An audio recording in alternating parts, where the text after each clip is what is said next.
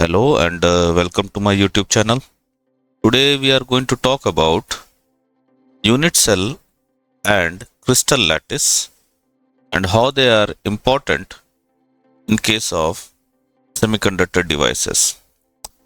So let's start the video. First of all, let us define what is a unit cell and what a crystal lattice is. A unit cell is the smallest repeating unit within a crystal lattice. So the entire crystal lattice can be generated or be developed by replicating the unit cell in 3 dimension. So if you have a unit cell and if you keep on adding unit cell in all the 3 dimensions, that means along the x-axis, y-axis and z-axis, you will end up with a crystal lattice. And if you keep on arranging crystal lattices one upon other, then you will end up with a crystal itself. So basically, if we again want to redefine it, it is the smallest unit repeating within a crystal lattice that when replicated in 3 dimensions, it reconstructs the entire crystal lattice. So the smallest unit is your unit cell. So here you can see a unit cell which is represented in 3 dimension. But remember, this is only a unit cell. One unit cell may comprise different types of atoms and they are arranged in cubical structure, but not necessarily all the dimensions of the x-axis, y-axis and z-axis will be equal. And apart from that, it is not necessary that all the angles will be 90 degree. We will see it in the upcoming slides, how the unit cell may differ. Now coming to the crystal lattice, it is overall 3 dimensional arrangement of points that represents periodic structure of a crystal. So crystals are made up of multiple layers of crystal lattice. So crystal lattice represents position of atoms, ions or molecules in a crystalline material. Now here you can see how the crystal lattice is developed. So we have one unit cell, and if we keep arranging the unit cell in x-axis, y-axis and z-axis in all 3 dimensions, then we will end up with crystal lattice. And again remember, crystal lattice is not necessarily always 90 degree or is not always having the dimensions equal. Okay, so we will see how the crystal lattice and unit cells differ. Now coming to the unit cell. So like I said, unit cell will have following parameters. It will have dimensions A, B and C along the 3 edges, that is x, y and z axis, and these edges may or may not be perpendicular to each other. So they may be perpendicular, that is at 90 degree, or may not be at 90 degree or with other angles. So therefore we can have 3 different angles, alpha, beta, gamma, between the edges B and C, A and C and A and B. So what does that mean? So here we have the unit cell. So we have the edges A, B and C.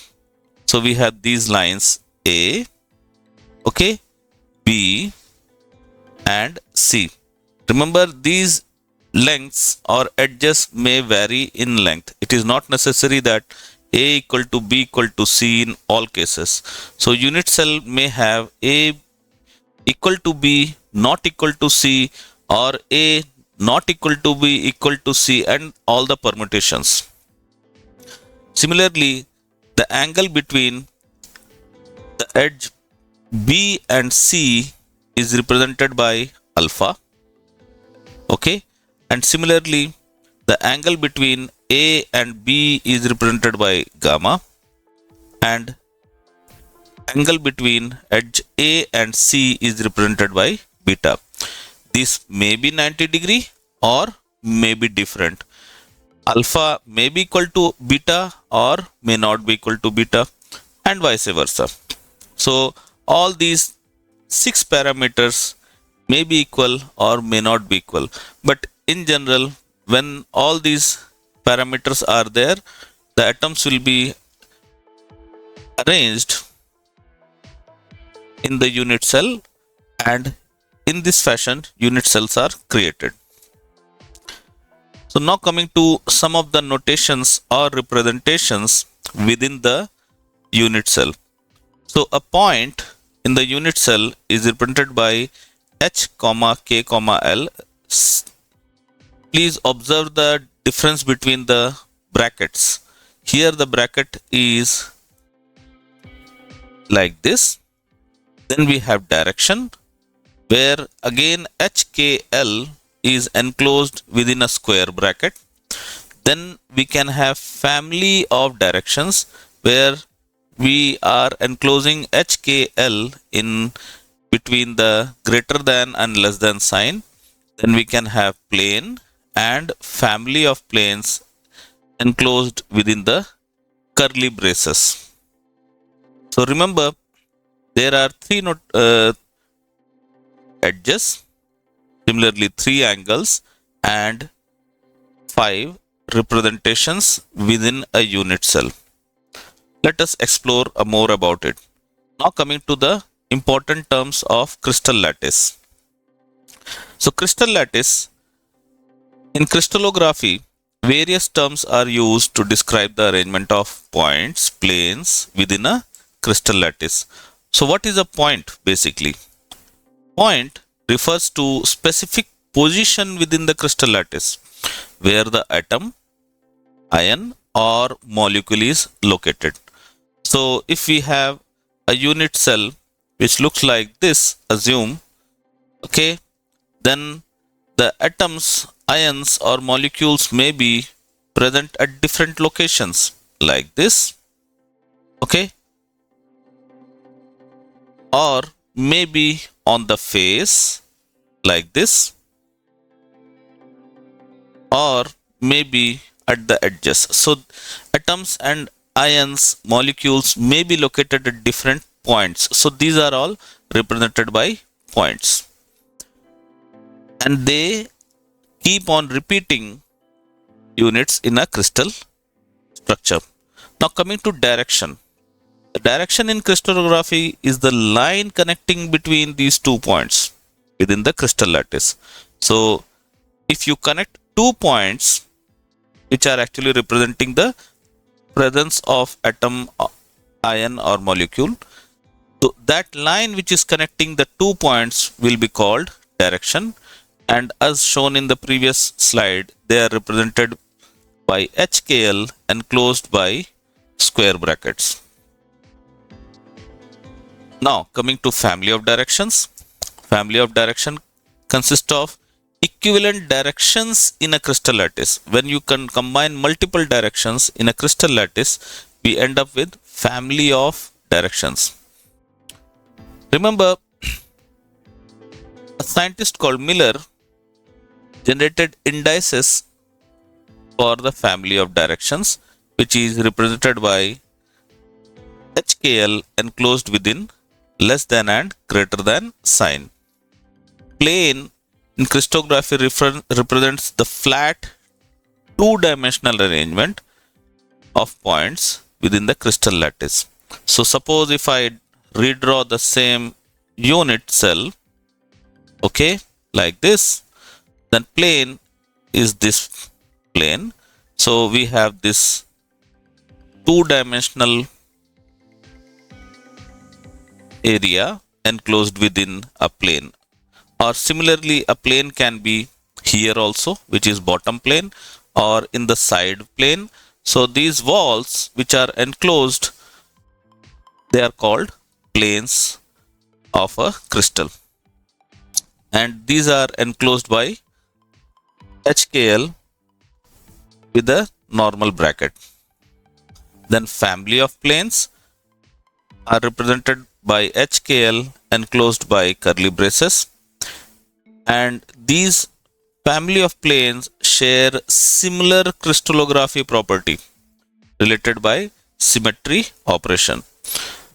You might find it difficult to visualize all these parameters, so let us simplify these parameters by going through some of the simple descriptions in three-dimensional images. So basically, there are 7 crystal systems in the whole world, classified based on different symmetry of elements present in them. The unit cells of 7 systems or 7 types of crystal system are related, and I will show you in the upcoming slide how these 7 crystal systems are developed. A scientist called Bravais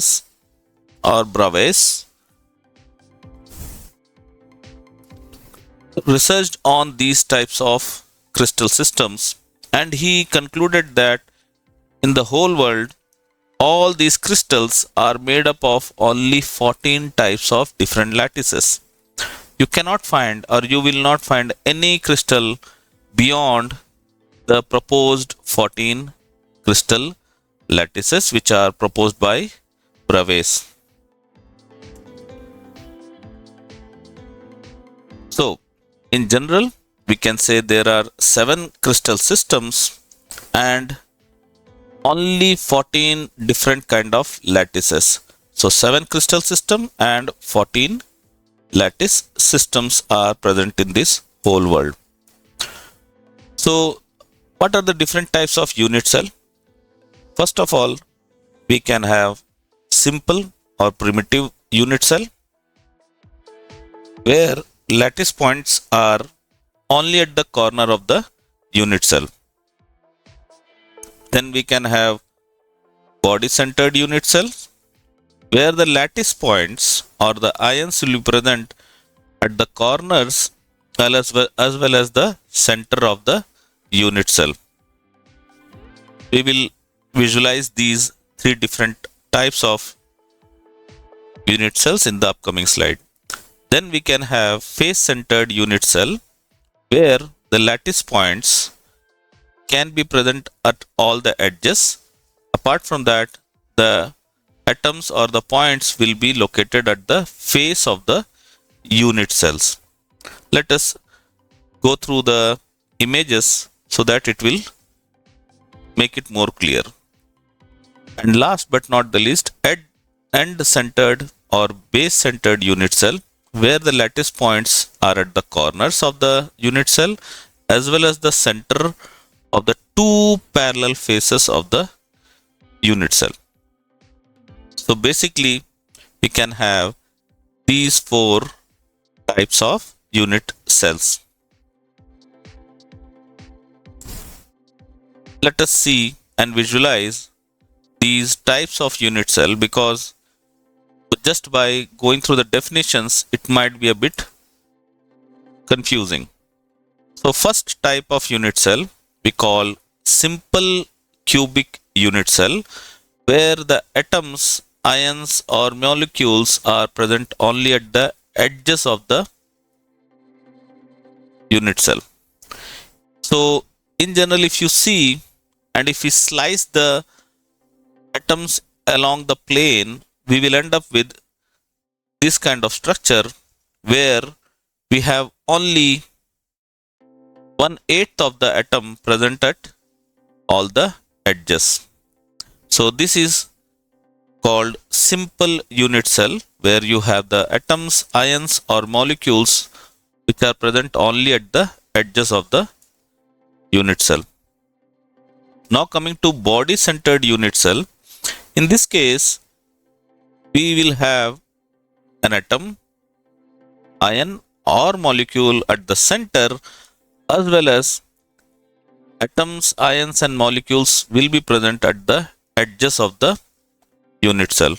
So in general, if you see, one atom is present in the center and 1/8 of different atoms, ions or molecules will be present at the edges. So in total there are 2 atoms in one body-centered unit cell. 1/8 into 8 plus 1 atom. Now coming to the third type, where we can have atoms, ions or molecules at the edges of the unit cell, which are represented by the golden ball. Apart from that, we can have atoms, ions or molecules at the face of the unit cell. So if you slice the plane, you will end up with 1/2 of atom at all the faces. So there are 1, 2, 3, 4, 5, 6 faces. Okay. And along with that, you have 1/8 of atoms at the edges. So this is called face-centered unit cell. Now let us see what are the different crystal systems present. So remember, we can represent a unit cell along the edges A, B and C, and all these may be equal or may not be equal. And similarly, there are 3 angles alpha, beta and gamma which may or may not be equal. So what are the different types of crystal systems which can be generated by changing these 6 parameters? So first of all, we will have cubic crystal systems where all the edges A, B and C are equal. Along with that, alpha, beta and gamma are perfectly 90 degree. There are crystals which are cubic in nature. Second, we can have tetragonal cubic structures where A will be equal to B. So the edge A will be equal to B, but it will not be equal to C. And alpha will be equal to beta equal to gamma, which is 90 degree. Now coming to the next crystal system, which is called orthorhombic, where alpha, beta and gamma, all these 3 dimensions are different. So you can see here, this dimension is not equal to this dimension and it is not equal to this dimension. So you have 3 different dimensions, but all the edges are at 90 degree. So such systems are called orthorhombic. Now coming to monoclinic, where the edges are not equal. You can see x is not equal to y equal to z. So A is not equal to B is not equal to C. But alpha is equal to gamma, which are 90 degree. But beta is not 90 degree, which are called monoclinic.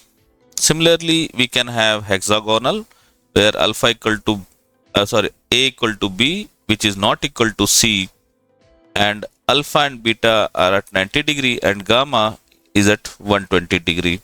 Hexagonal crystal systems. Then we can have rhombohedral, where edge A, B and C are equal. Alpha, beta and gamma are not 90 degree, but alpha, beta and gamma are of same angle but not 90 degree. Such systems are called rhombohedral. And last, we can have triclinic crystal system where A is not equal to B is not equal to C. So the dimension A, B and C are different. And similarly, alpha, beta, gamma are not 90 degree. So in this way, we can have 7 different crystal systems. So coming back to the Bravais lattices. So scientist Bravais studied the different types of crystals available in the planet or on the earth, and he concluded that there can be only 14 different types of lattices in this world, and these 14 different lattices manufacture or create all the different types of crystals available in this world. There cannot be any lattice which is beyond the proposed 14 different lattices. So one generally do not by heart these 14 different lattices, but in general keeping these table along with you may help to remember that you cannot have lattices which are rhombohedral, monoclinic, triclinic or hexagonal which are body centered, and similarly face centered you will not find any crystal which are rhombohedral, monoclinic, triclinic, hexagonal which are face centered. Similarly, these different structures or lattices are there. So there can be only 14 different lattices, and this was found by Bravais. Now coming to point coordinates. The position of any point in a unit cell is given by its coordinate or distance from x, y and z in terms of the lattice A, B and C. What does that mean? Let us try to understand by a picture. Here you can see that the x coordinate, you have the positive y coordinate and positive z coordinate which is going upward. So we have these three coordinates x, y and z, and here we have the 0 or origin. So moving along the x-axis we can have A, moving along the y-axis we can have B, and moving along the z-axis we can have C. Now to find a particular point within a unit cell P, okay, if we have to locate this point in this three-dimensional structure, then suppose from the origin we have to move along the x-axis by a by 2 and along the b-axis b by 3 and along the c-axis c by 2. So once you move like this, you can reach to the point P. Therefore, the point P can be represented by 1 by 2, 1 by 3 and 1 by 2. So 1 by 2 means A by 2, B by 3 and C by 2. So this is the representation of point P. Now let us take an example question to find or to locate the point 1 by 4, 1, 1 by 2 in a unit cell, which will be given in the problem statement. So here we have the unit cell and the dimensions of the unit cell we have to keep in mind. For example, when we move along the x-axis, this is your x-axis, okay, which will represent A. It is having a dimension of 0.48 nanometer. Along the y-axis, the size or the edge length is 0.46 nanometer, and along the z-axis, the unit cell is having an edge which is having a length of 0.40 nanometer. And we have to locate this point 1 by 4, 1, 1 by 2 within this unit cell. So how to reach there? Very simple. Move along the x-axis by 1 by 4th length, then y-axis full 1 length, and along the z-axis 1 by 2. So if we locate that, then 1 by 4 multiplied by A, 1 multiplied by B, and 1 by 2 multiplied by C if we move along x, y and z axis. So we will end up with, we will have to move 0.12 nanometer in the x-axis, 0.46 nanometer in the y-axis, and 0.2 0.20 nanometer along the Z axis.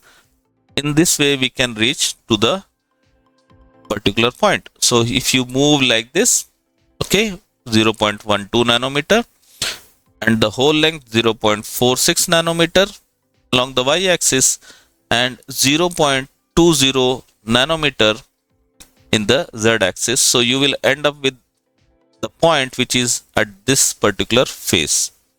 Okay, so in this way we can locate different points within a unit cell. With this, I would like to end the lecture.